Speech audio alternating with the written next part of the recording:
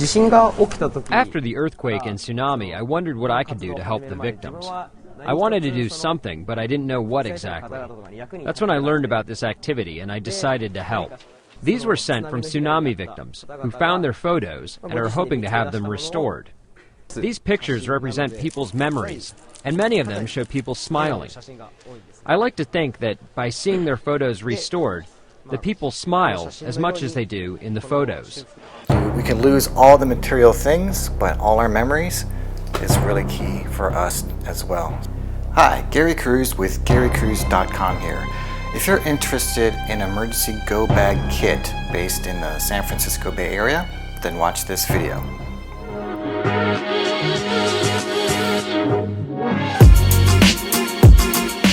I know I started off with being general about the San Francisco Bay Area. I didn't see anything specific, so I just decided to put that in the title, but this could be adaptable to anyone who wants to put an emergency grab bag together. I've broken it up into 5 different areas. On the left, we've got water, then 2, food, 3, first aid, 4, emergency, call 911, and 5, shelter and weather. And on the back, I've got a bag for each of my family members. It's got me on the left, then my wife, then my son, and my other son. One is 12 and the other one is 10. Let's start off with the top left, with water. So I've got water for each of us, and we'll pack that accordingly. And if that runs out, we've got a couple options here. We've got the SteriPen. The SteriPen is essentially a UV light that sterilizes water, and that takes care of any of the viruses and bacteria. And also, if we're near a water source, in our backyard we have 2 large water jugs, and they probably taste pretty bad. This is a pocket filter by Katadyn, and it's a microfilter, and it also filters a large portion of the viruses and bacteria and the bad flavors that would be in the water. The next piece here is the Life Straw by Vestergaard, and this is an inexpensive way to suck water out of a water source. In our case, we're probably not going to be stuck, well, hopefully we won't be stuck in an area where we have to use this in a river. Maybe if we have to just use this with some of the pooled water or the water that I've collected in the backyard. And I'll pack all those accordingly. Next is food. So we've got some emergency food there. That's about 2,400 calories. That's a pre-made kit from the American Red Cross. And then we have utensils. Let me kind of show you how that all works. If you're interested in any of these, I have links in the description below. So in these boxes are these portable utensils. So we've got this knife, this fork and spoon set, and it comes with a can opener, and it collapses to be folded into a portable. So you can see that it has little hooks here. Before you can put them together, this section here acts as a lock, so you can see that there's a little area there. So we kind of open that up, put that in there, close it, and then that locks it into place so it doesn't fall apart. And it has a little Velcro bag. Okay, so I'll have each one of these for each of the bags for my family members. Then we have a Gerber multi-tool kit. I'm actually go ahead and just take off this plastic here. As you can see, all these are brand new. I've never used these before, so it's a good idea to kind of go through and test them out. And this is a multi-tool kit where there's a plier, there's a little saw, a knife, screwdriver, anything to kind of help you get out of a little pinch. I'll show some video in the background. So that's the Gerber one. And then I have another one here. This one is a Leatherman. Okay, so if we open this up,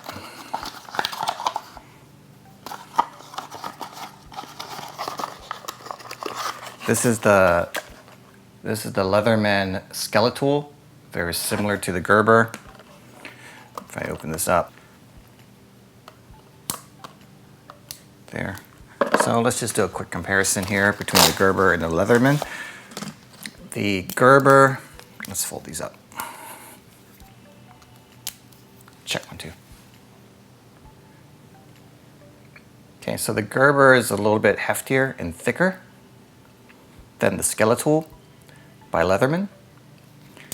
And I'll probably give this to my wife. So it has similar tools. It has pliers and an interchangeable bit in there. I'll probably have to leave the instructions because I've never used this before. And then the Gerber has its own case, which is a nice one, nice compared to Skeletal. Next up is the fire section. We have a Gerber fire starter with ferrocerium rod and metal striker.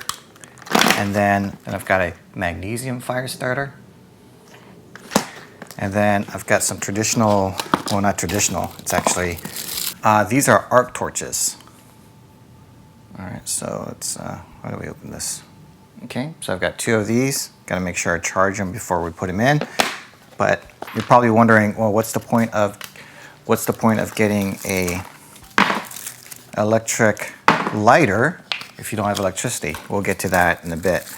But again, we have 2 other ways there, and plus, you know, when it's sunny, we can go ahead and use these magnifiers. Remember when you used to burn ants when you were little? You can use these to start a fire as well. I'll also plan on getting some waterproof matches just to have a 3rd way of starting fire. But again, in the San Francisco Bay Area, the problem that we have here is power outages. And so that's why I kind of labeled that. In case we have to grab these bags and go, we have these emergency pieces available. Moving on, we have this BioLite camp stove. I got this because it provides USB power when you're burning something or cooking something. And so that's another way to generate electricity. The one thing I need to add to this kit is maybe a portable pot to warm or boil some water and maybe cook some food. But hopefully we're not going to be in such a dire situation where we absolutely have no food, but at least we'll have some available, and it means to cook it. And then I've got some cans of tuna here. These are kind of heavy, but again, most of the food will be in the type of food that we'll bring. We'll order some protein bars that are a little more easy to carry and eat. Okay, the next section here is the first aid kit area. We've got some Cottonelle fresh wipes and some portable ones so we can distribute that with the kids. We've got some first aid kit that includes some bandages, some medical tape. And then below that, we have different air filters because California is known for fires. And also, in case of an earthquake, there might be quite a bit of dust generated. So we've got N95 and N100 filters. The N100 filters 100% of the microparticulates. So that's going to be a little bit larger in terms of filtration compared to these smaller ones here. And I've got extra ones just in case we need to use those. Next is the Alert Emergency Smart Pack.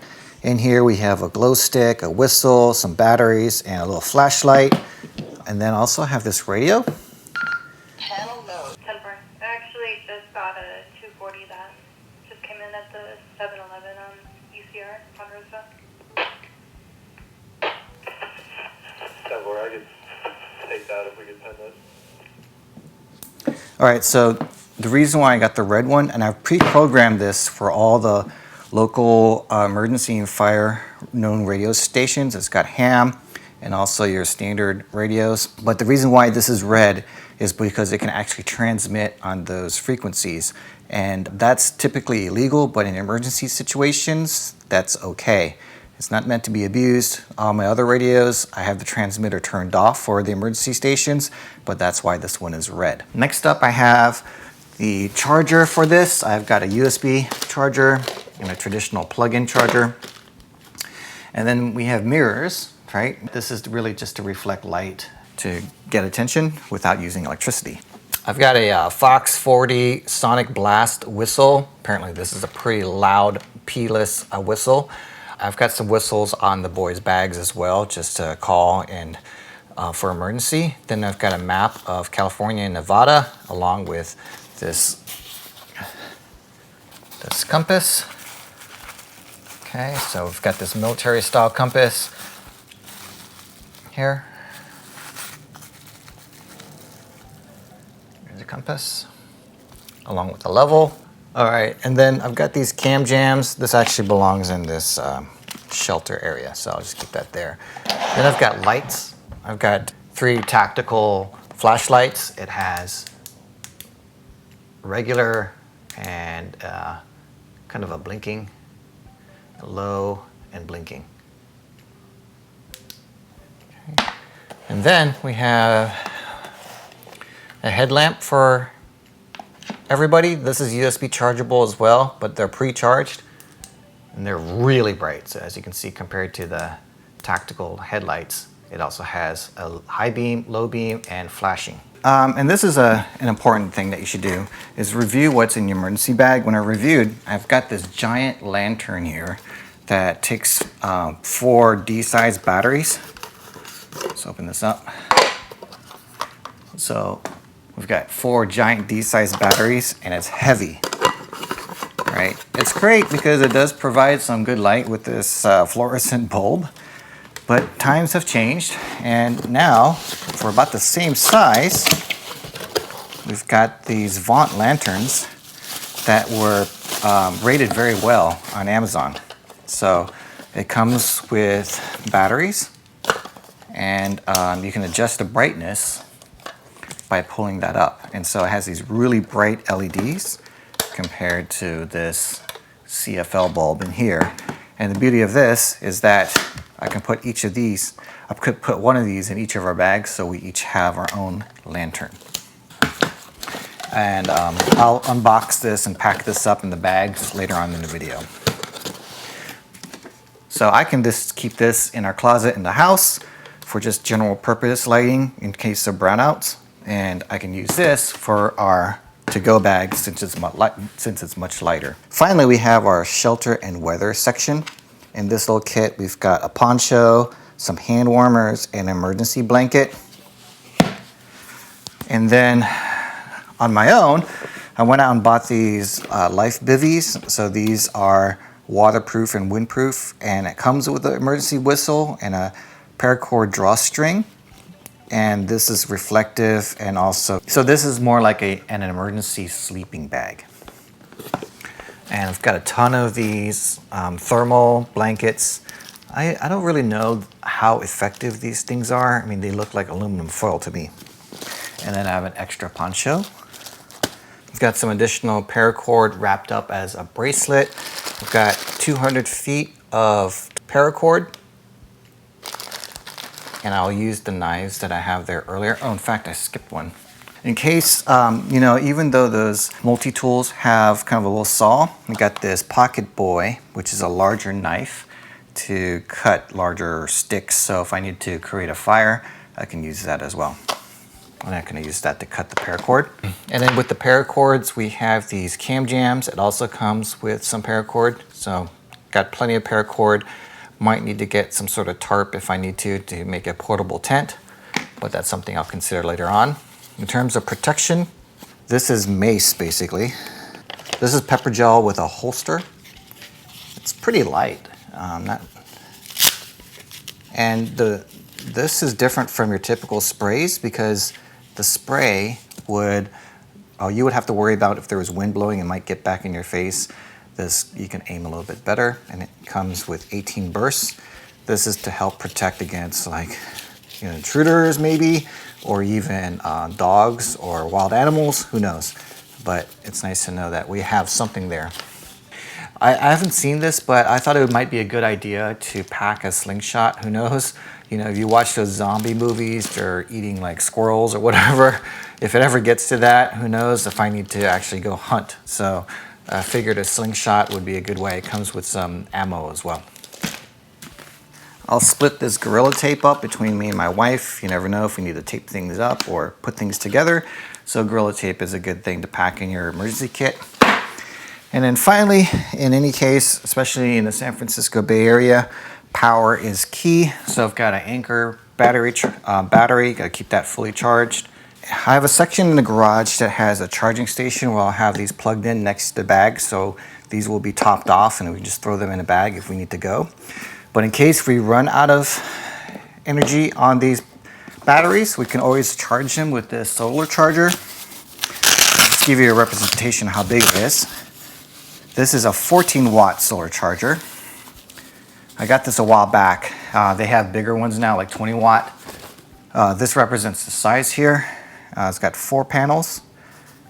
And then here, we've got the USB ports. And then I'll stick these little cables. I've got this USB to Lightning, because of course we want to keep our phones charged. For our iPhones, we have iPhones. So we got these brand new. And then we also have a USB-A to micro for anybody who has that type of charger. Okay. And then the big daddy here is a Jackery. This can power up to 110 volts. It has a power here. I can't charge the fridge, I don't think. But this particular model is the Jackery 240. It has an input for the charger. You can also get a solar panel for this. Right now it's at 99% full. It's got USB ports and a traditional plug for, a laptop. And the important thing here is that it has sine wave technology, because if you're going to plug in your expensive electronics, you want to make sure that you have clean power going to them. All right, so this covers our emergency grab bag supplies for my family. We've got 4 bags that I'll pack this into. If you have any questions or suggestions, please leave them in the comments below. Also, all the links to the items will be in the description. Let's go downstairs and see where I put the grab bag, because there's no point in creating an emergency grab bag if it's hard to grab in an emergency. All right, so here we go. Here's what I've got. We've got our grab bags right above our shoes here, and you can see it's right over beside our garage door and our cars, so it's easy to grab these bags and just pack them right into the car. And one thing that I haven't seen yet is a hard drive. And this basically contains all our pictures, videos, documents, secure documents, all of that as a backup from my network upstairs. So I actually installed a network port down here. You can probably do wireless, but if you have 10 terabytes of data such as I do, it's going to take a while to back up. And so I have a rsync that is syncing up probably every hour. I haven't figured out which one I want to do every hour, just every day. But this is a third backup of my main array, and I'll show you what that looks like upstairs. And then in terms of the charging station, here's the USB battery that can plug into the charging station right here. So there we go. We've got a USB charging station here, and all my USB devices are being charged, so that's also ready to go in case of emergency. So on the way out, grab the bags, grab the hard drive, and load it up in the car and get out of here. Let's go take a look at the main drive upstairs, and I'll show you what I'm talking about. Okay, in this closet is actually the backup. This is the 4-bay unit. Actually, I have 2 bays. I think there's 12 terabytes in here, and they're in RAID 0, so it's 24 terabytes total. And this is being copied from the main drive upstairs. Same with the drive downstairs is also being copied from the main drive upstairs. This is an exact mirror of the drive that is upstairs. And just to kind of show you how I have it all organized, the network down here, that's my switch. And in order to copy large terabytes of data pretty quickly, I have this Netgear GS110 EMX. So I have a 10 gigabit trunk going back to the office upstairs.